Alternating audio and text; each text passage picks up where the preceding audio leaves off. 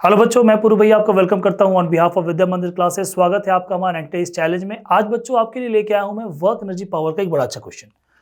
तो इस क्वेश्चन में ये दे रखा है कि आपके पास स्प्रिंग है जिसकी नेचुरल लेंथ है एल, जिसका एक एंड जो है वो ग्राउंड से फिक्स्ड है, दूसरे एंड पे आपने एक मास एम लगा दिया है।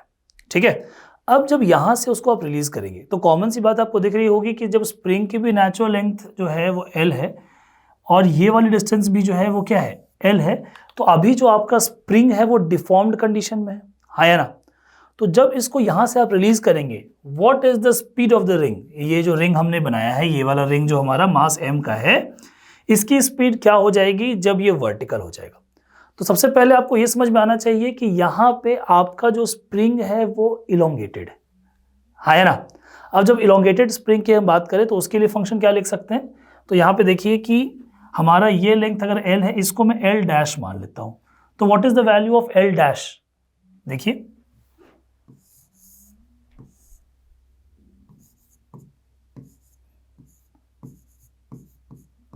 अब अगर ध्यान से देखें तो ट्रायंगल्स को हम रिलेट करें तो एल डैश की जो वैल्यू है cos 37, क्या वो एल के बराबर होगी, यस और नो। तो ये जो तरीका हम देखते हैं बेसिकली क्या करते हैं, जिधर थीटा होता है उधर कॉस थीटा होता है।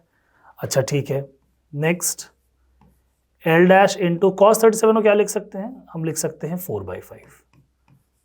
यहां से हम अगर ध्यान से देखें तो एल डैश की वैल्यू कितनी आ गई, 5L/4।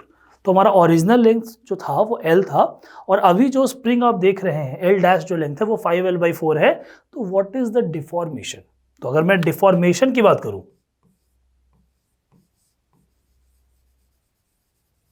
वो कितनी हो जाएगी, वो हो जाएगी 5L/4 माइनस एल, जो कि आप देखिए तो कितनी आ रही है, L/4 आ रही है।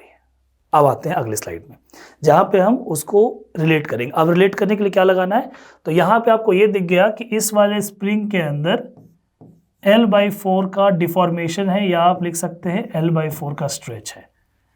तो जब ये यहां से अगले पोजीशन में आएगा, अगला पोजीशन कौन सा होगा, जब आपका रिंग यहां पे आ जाएगा, वर्टिकल हो जाएगा, उस समय इसके पास कुछ वेलोसिटी v आ जाएगी, हाँ या ना। और स्प्रिंग अपने किस लेंथ पे आ जाएगा, स्प्रिंग अपने नेचुरल लेंथ पे आ जाएगा।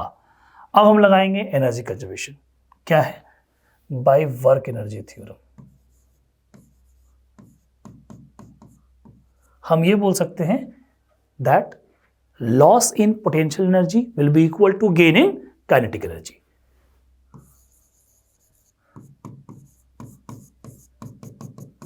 Will be equal to gain in kinetic energy. Potential energy में लॉस कितना होगा, तो स्प्रिंग इनिशियली इतना डिफॉर्म्ड है, अब वो आ गया अपने नेचुरल लेंथ पे, तो लॉस कितना हुआ, इट विल बी हाफ के इंटू एक्स स्क्वायर, एक्स की जगह क्या डाल देंगे L/4 का whole square. What is the gain in kinetic energy, तो यहां पे हम देखिए तो हाफ मास क्या है m, वेलोसिटी है v, उसका स्क्वायर। क्योंकि यहाँ पे फंक्शन आप देखें तो कहीं ना कहीं आपको दिख रहा है ना कि ये जब स्ट्रेट हो जाएगा तो सिर्फ वेलोसिटी ही होगी, स्प्रिंग तो पे नेचुरल लेंथ पे आ चुका है, हाँ या ना।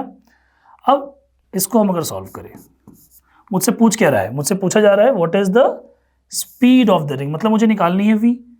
यहां से फैक्टर कैंसिल आउट करिए, v की वैल्यू क्या आ गई, L/4 under root of k/m, क्योंकि L/4 यहाँ k/m, और बेसिकली आपने इसका क्या लगा दिया, इसका लगा दिया root under. So this is your final answer, जो कि आपका कौन सा ऑप्शन है, जो कि है आपका ऑप्शन ए। तो ऐसे कंटेंट के लिए हमारे साथ बने रहिए, हमारे चैनल को लाइक करिए, कमेंट कीजिए, सब्सक्राइब कीजिए, अपने दोस्तों को भी बताइए और साथ में हमारे साथ क्वेश्चन सॉल्व कीजिए। थैंक यू बच्चों।